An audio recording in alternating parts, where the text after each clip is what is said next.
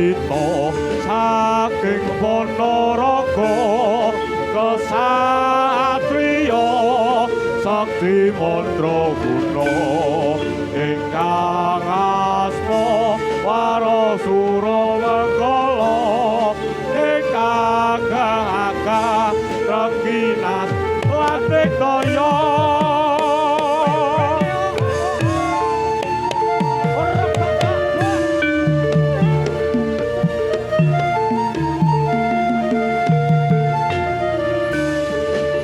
Lono carita saking Ponorogo kesatriya sakti mandraguna ingkang asma Warasura Mangala ingkang agah Rengginas Latikaya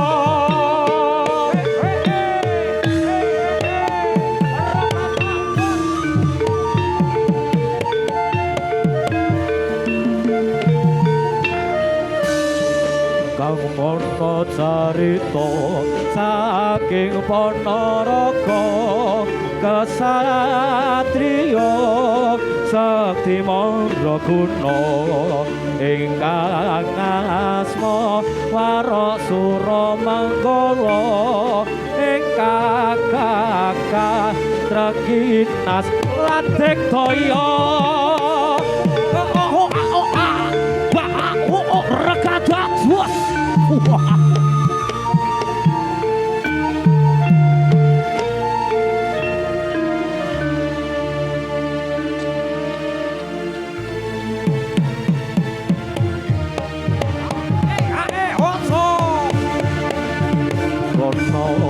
Sewantana raja muda ing Ponorogo Suryaka ing yuda lawan raja Taisika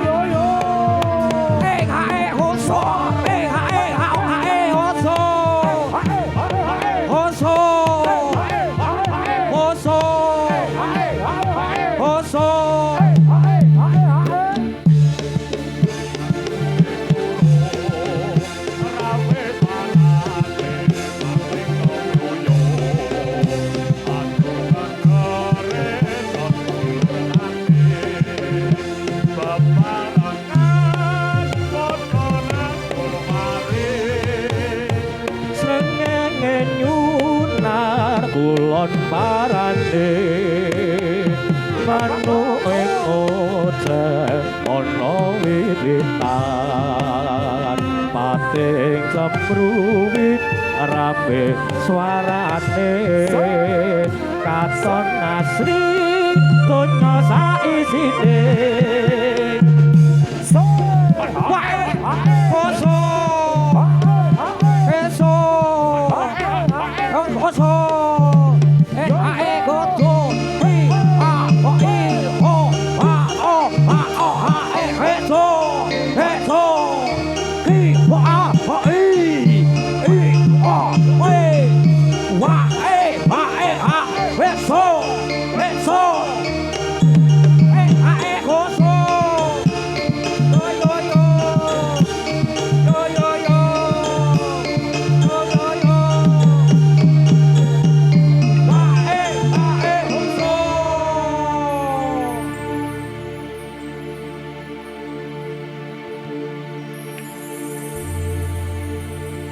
mesati Gurdhanira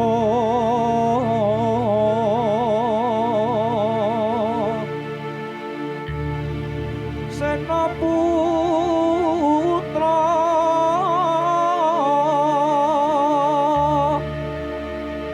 sesumbar manangkari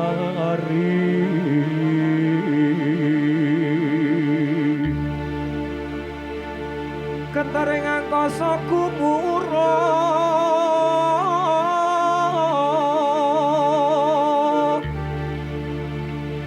langit pindha kelap sasra karo sandhe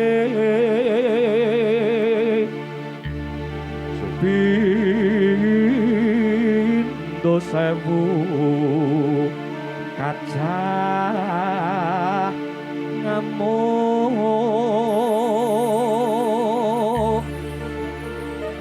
miresang narapati karana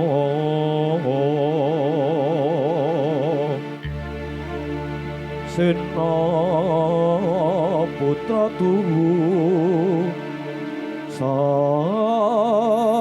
sakti Pratamtama Joko Buddhata Wah si wah Wah si wah Betul Kemakaras kapal Sinodotyo Tembang markawangan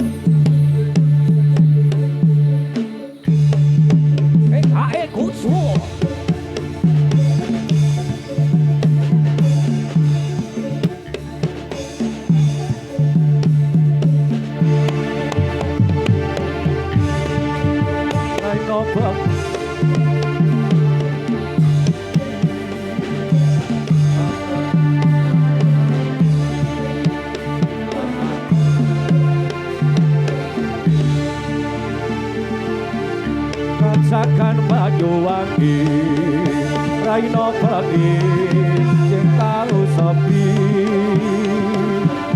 lanang wadon ati lanangan susah ati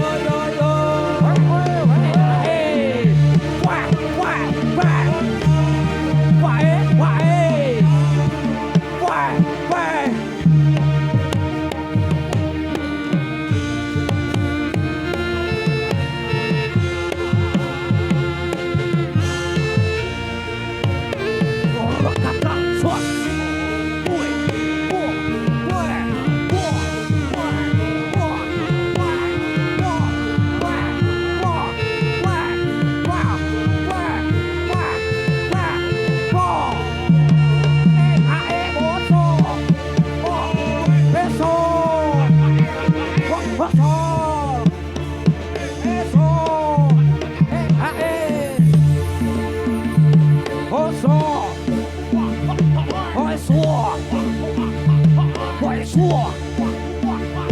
Reswo. Hae koso. Hae yo yo. Ayo yo yo. Ayo yo yo. Ayo yo yo.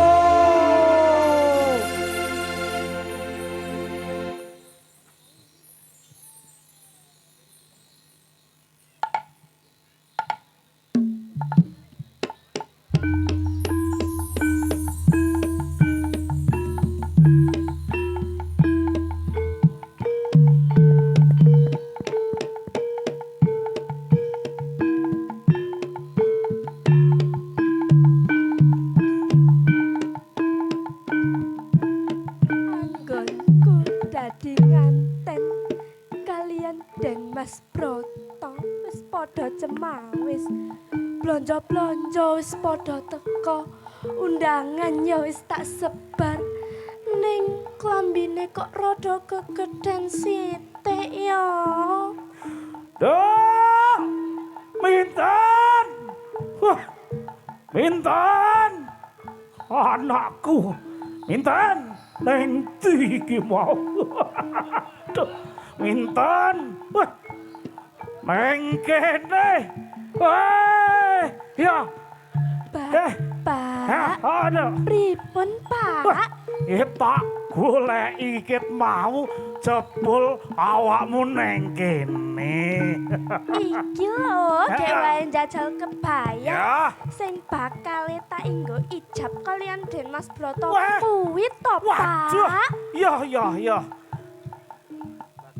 Iki uga gladen beksan kalian Pak Lek Warok sing bakal ngiring acara resepsi Wah, kuwi iya. to, Pak. Weh, pakmu Cilek Warok, kakangmu Warok. Kaya ngene iki ya sesuk bakal dijeki anggonmu mantenan. Weh. Ambune kecut ora tau adus kaya ngene ya bakal mbok jaki ngiring ngantenmu sesuk, Nduk. Klambine kok rada gegeden sithik ya, Pak. Ngono. Kok nek dicilikke lak wis pas. Iya, mengko dicilikke sedelok nang wetan masjid mitir kono ana tukang jahit. Mengko dicilikke. Apa jarene yen wong wis arep dadi manten kuwi kudu prihatin. Ning atase wong arepe dadi manten kuwi pancen kudu prihatin, Nduk. Kudu tirakat ben supayane kasembadan tekane nggonmu dadi manten. Yen disawang aku wis ketok sumunan apa durung, Pak? Neng atase kowe minten anake Warok Guna Seca. Wah, ayo paling ayu dhewe. Anakku lak ya pancen paling ayu dhewe. Ya apa ora, Mas? Waduh. Sopo sing ora ngerti? Yen atase suminten anake Guna Seca kuwi pancen ayu dhewe. Oh, kene. Kowe kuwi anakku siji dadi gantilaning bapakmu iki, Nduk. Ini tak kandhani. Iso, Pak, kepiye? Iki mau Kanjeng Adipati saka Kadipaten Trenggalek utusan karo Kanjeng Patih Sowan ana ing bapakmu iki, Nduk. Saikine Kanjeng Patih utusan saka Trenggalek Kandha. Anggonmu dadi manten karo Den Mase Brata kuwi disuwak, Nduk. Disuwak?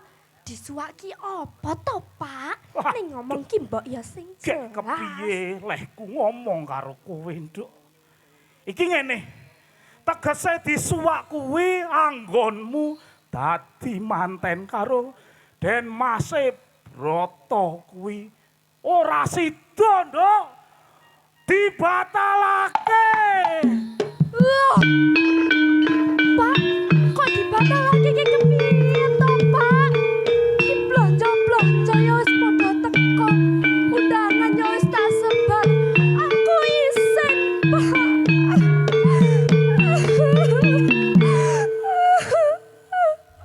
Aku isin, Pak. Ora dadi ngono. Undangan ya wis tak sebar to, Pak. Ora karo dapuraning Brata, ora apa-apa. Kakang-kakangmu warok, pakmu cilik warok ya kena. Senajan ora tau adus, rupane kaya ngono ya kuwi isih unggalmu, isih sedulurmu warok. Aku kudu Den Mas Brata, Pak. Wes, Nduk. Aja digetuni. Aku kudu Ora ana dapurane Brata tak goleke lananganan mitir kene. Aku kudu Den Mas Brata. Enten nggih, Bu nggih. Enten nggih. Pundi tiange pundi, Bu? Ih. Pundi? Teh mriki. Mang minggah mriki, Mas. Anakku gelem apa ora kene? Ora sah ngenteni dapuraning Brata. Yen wong mitir kene ana sing luwih ganteng. Sapine akeh mboten, Bu. Tegale, kopine. Alhamdulillah. Aku kudu Den Mas Brata, Pak. Tak goleke mitir kene sing kebone kopi akeh, sing menang. Ora oleh anake dipati ora pateken.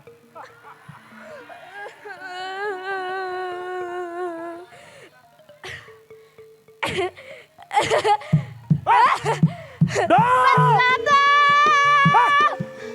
Minton! Waduh! Tadi kawan Minton! Mas! Wah, Mas Brata kondi! anakku! Wah, Mas Brata! Minton! Duh! Kok dadi kaya mengkene? Minton! Mas Brata! Minton! Mas Brata! Mas Brata! Oh!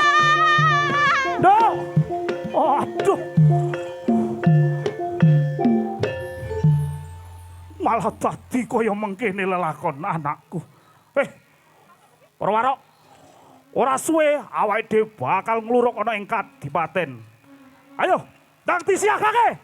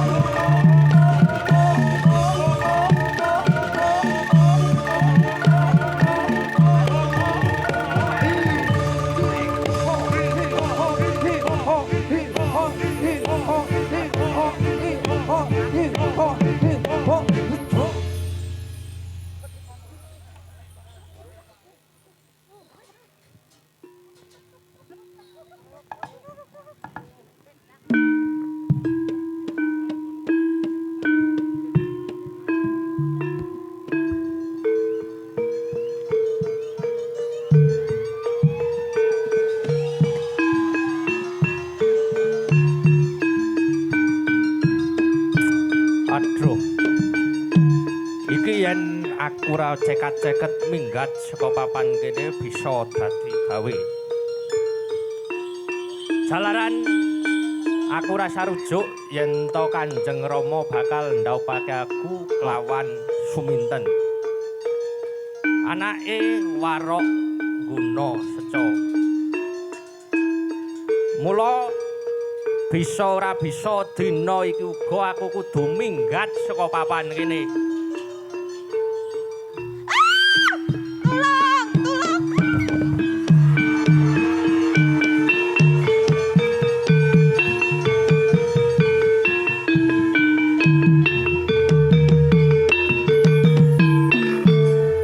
Gusik, iki kok ana wong wedok ayu mongko mlayu-mlayu tekan papan tengah kene iki janjane sapa iki?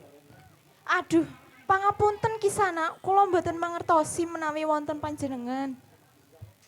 Ora, janjane kok keplayu tekan papan kene iki jane lagek nandang lelakon apa, Nduk?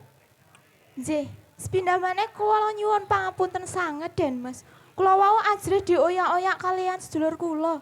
Inggih punika Rai Suragenta. Lho, kok iso dioyak-oyak? Rene.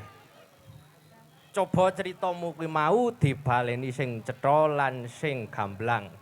Banjur sliramu kuwi jenenge sapa lan saka ngendi papan dununge?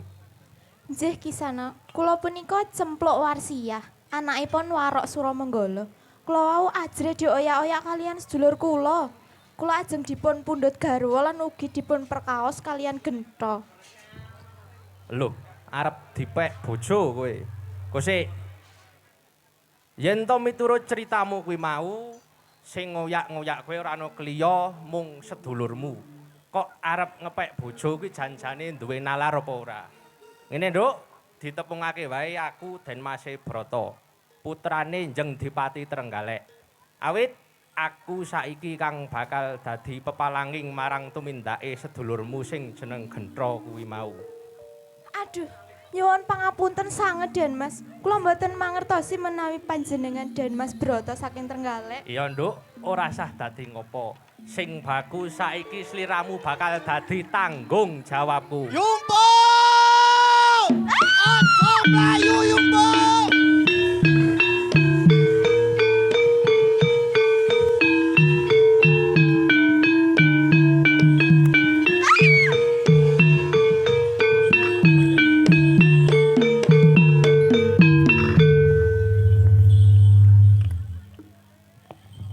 Lah kowe iki Ngopo to tekan kene?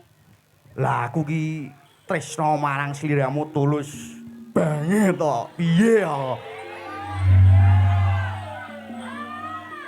Lah kowe meh ngepek bojo karo aku. Mangkanen wong bebojoan kuwi kudu tresno. Lah nek aku ora tresno mbek kowe, gek siji wae aku ora tresno karo kowe. Jajal iki lho ditakekke wong mitir kabeh ngene iki lak. Sampean karo aku tetep Takoni. Lho. Rupamu ki kaya buta kaya ngene kok meh ngepek aku. Senajan kaya buta tapi tresnaku ora ngeliya, Lek. Handa sakit kok. Awite mbiyen cilik Mbak Cempluk kuwi karo aku kudu karo Den Mas Subroto. Lah nek aku senenge mbek Mas Broto ya Mas ya.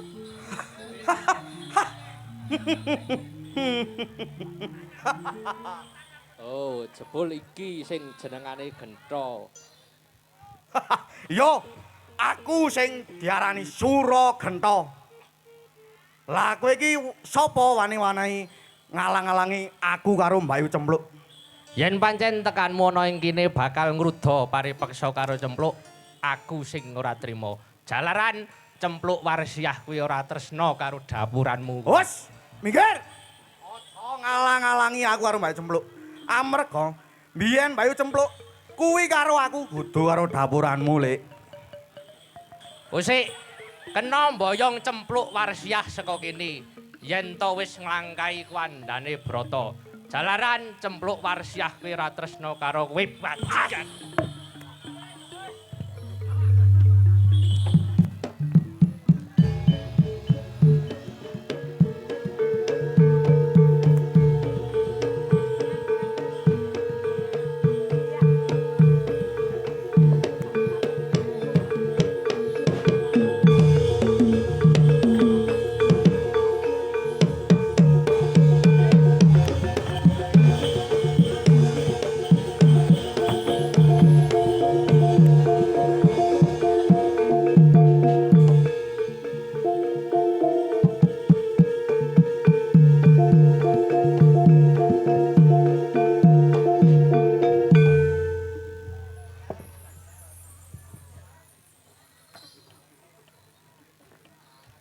Wis rene nduk Cahayu.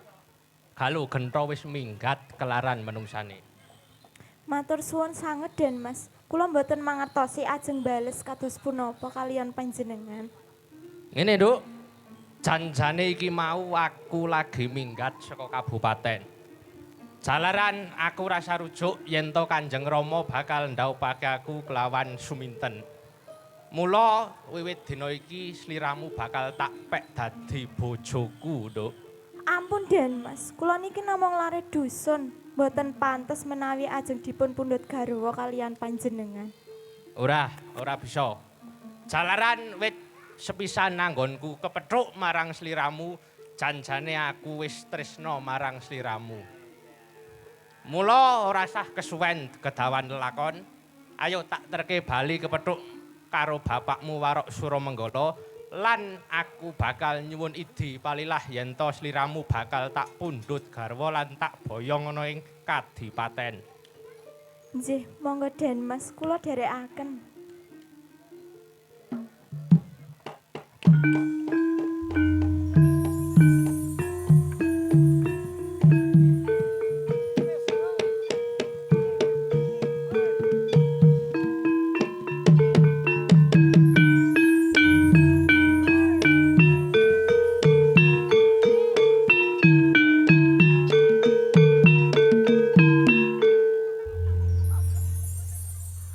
Mas Brata!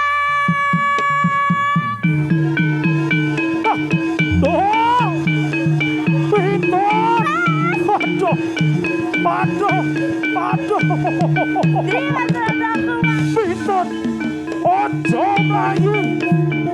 Aduh!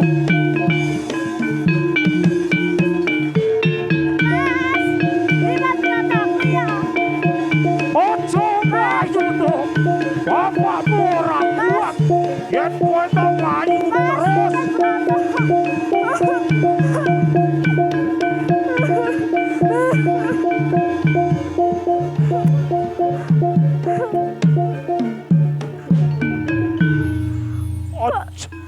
Aja mlayu terus, Nduk. Bapakmu wis ora kuat yen kon ngetutke kowe.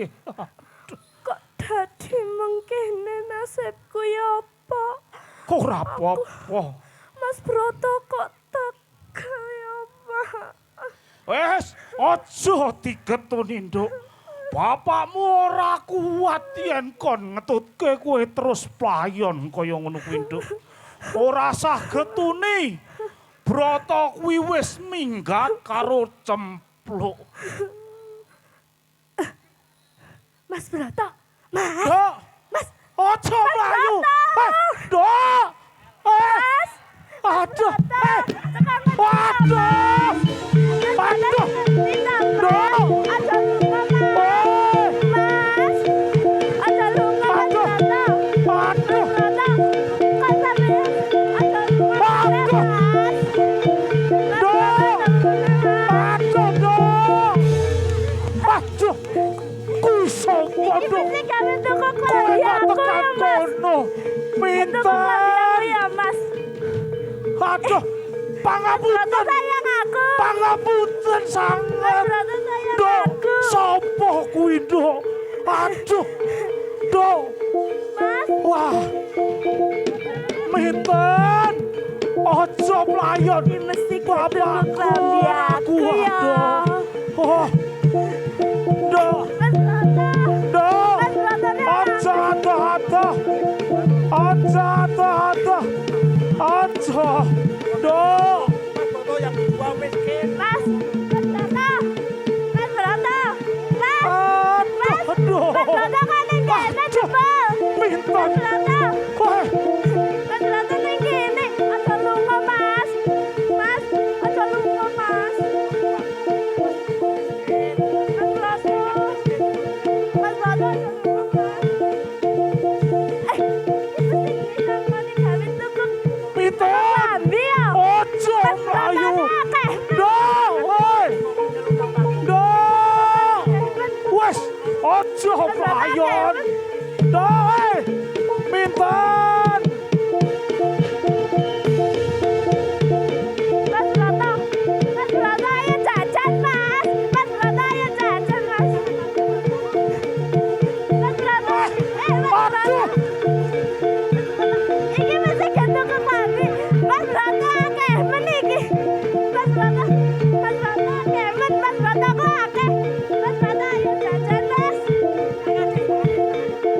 Mas Broto, Mas Broto kok akeh. Mas Broto kok akeh.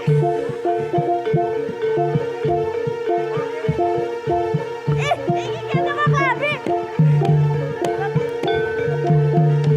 Nduk, aja mlayu terus. Minten. Aduh. Aduh, Minten.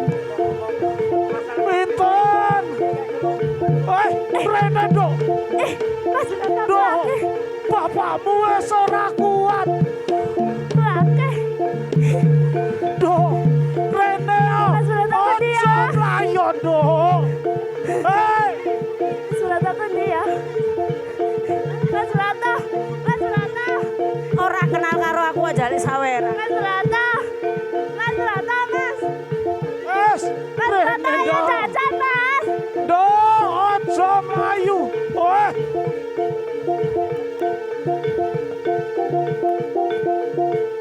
Aduh. Waduh, Nduk. Wes.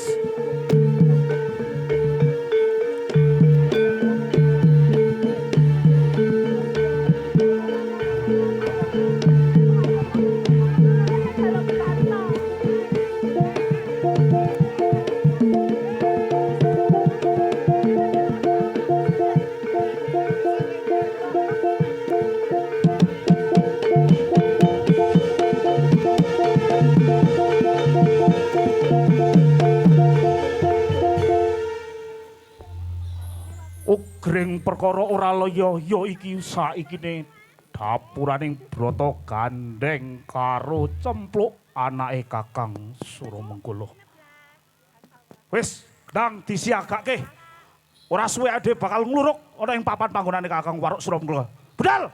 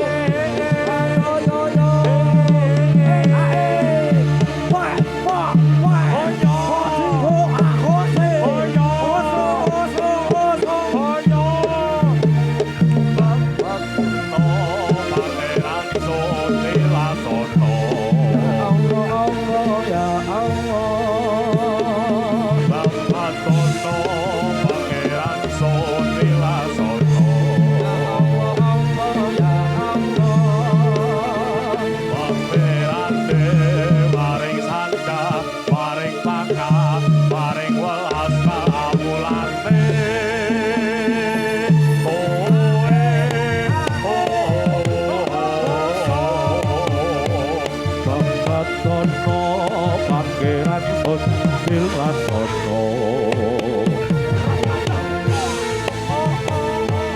Bapak Dono Pangeran Sun Silasono Pangerane paring sandang paring pangan paring welas kawulane